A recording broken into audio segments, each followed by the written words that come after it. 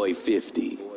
Welcome back, everybody. Did you figure out that it was just me with a voice changer last episode? Yes, that's right. Just me with a voice changer. Crazy what you can do these days.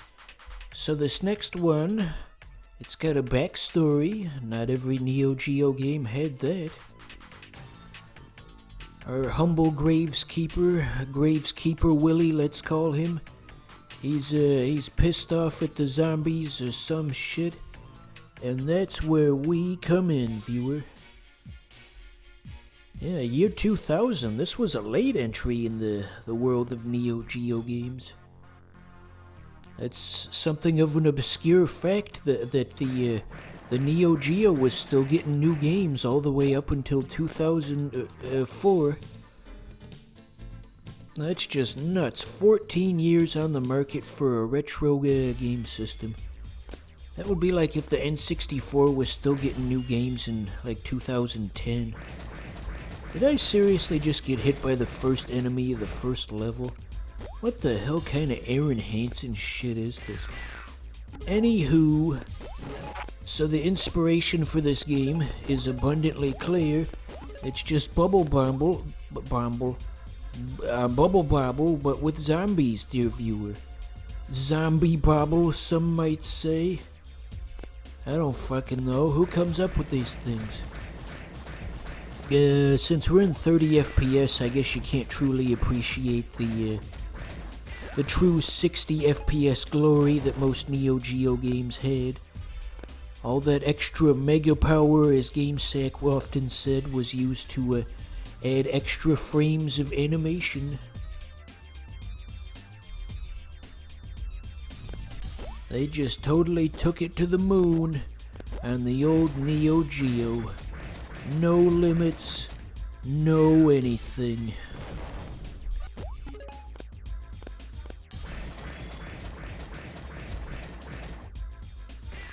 But yes, normally when your character gets hurt, he does like a 60 FPS flashing effect, as was common at the time, but it's just gonna look like he's just invisible whenever that happens, you know, the usual 30 FPS type situation.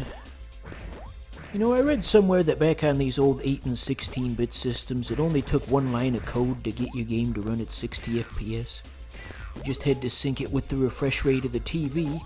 As long as you didn't do anything too ambitious, there you go, you had 60 FPS. Fancy Dan.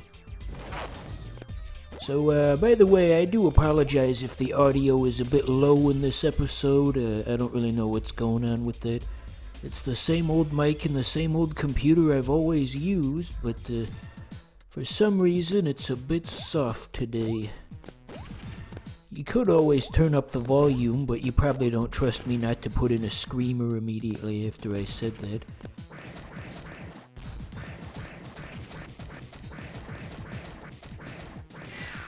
So, this boss has got a neat design to him, doesn't he? I assume you're still watching and you haven't turned off the video and you're looking at the same thing I'm looking at, but yeah, it's legally distinct Frankenstein. Is Frankenstein public domain?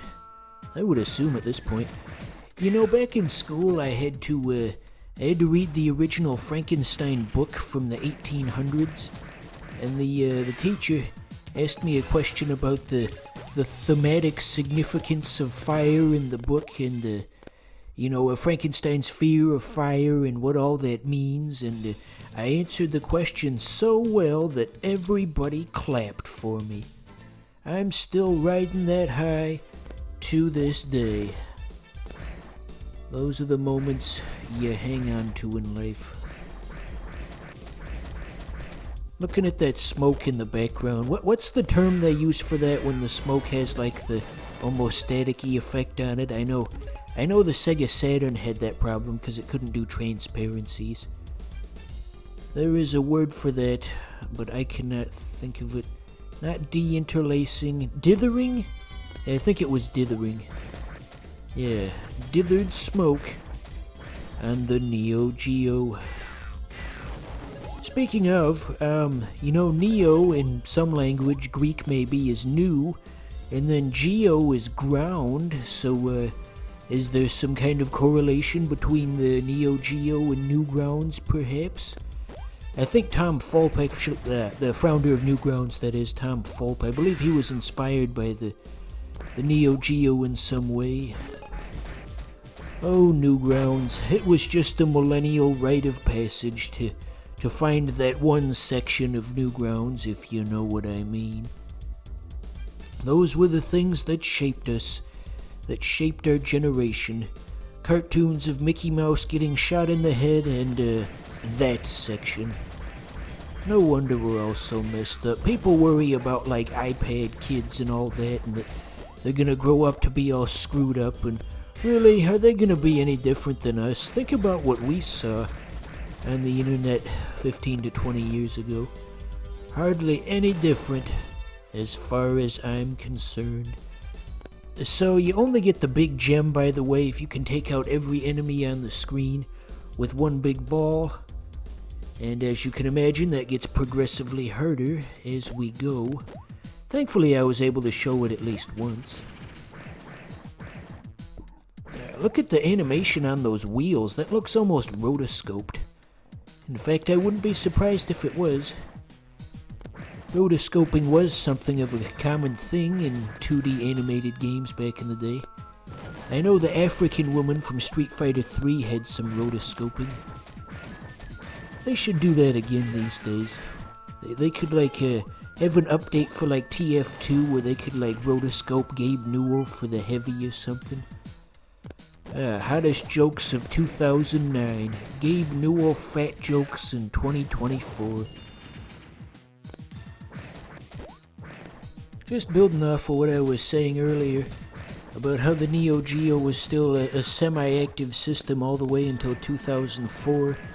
Just to put that in further context, isn't it crazy to think that the Neo Geo outlived the Sega Dreamcast, a system that basically came out 3 generations after it?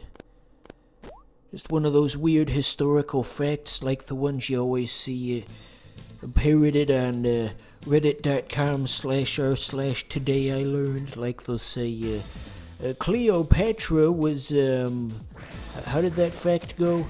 Something about Cleopatra and the time the pyramids were built and woolly mammoths and yeah, you know the one I'm talking about. Say, do you think these ghosts in this level were the inspiration for the ghosts from those bonus levels from Cuphead? Just the pattern in which they move and that they're not really anchored to the ground and they can go through platforms and they can just head directly towards you, the player, unimpeded. I wouldn't be surprised if that's where they got that from. Cuphead had lots of good references to the wider gaming world. They even had a reference to Truxton in there, if you can believe that.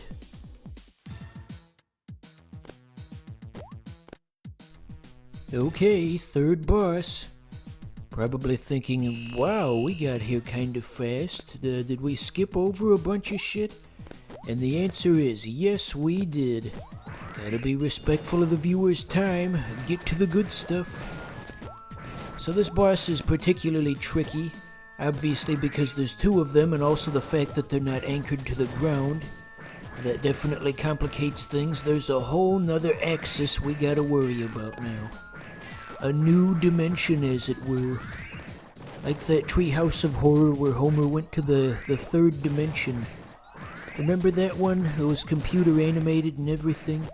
Wow, this place looks very expensive to be in. And then he just stands there and scratches himself. You know that episode, that's a classic. You know, I think they hired Industrial Light and Magic to do the special effects for that episode. That's a big thing. I mean, those guys were the top of the industry back in the day. The biggest company in all of movie special effects. Not around anymore, though. So yeah, once again, I'm a bit thankful that I've got unlimited quarters here. Kinda takes away the challenge. If we were doing this on an actual cabinet, this episode probably would have been about 90 seconds long. Feels like my movement speed really doesn't match up with what they expect me to do in this level.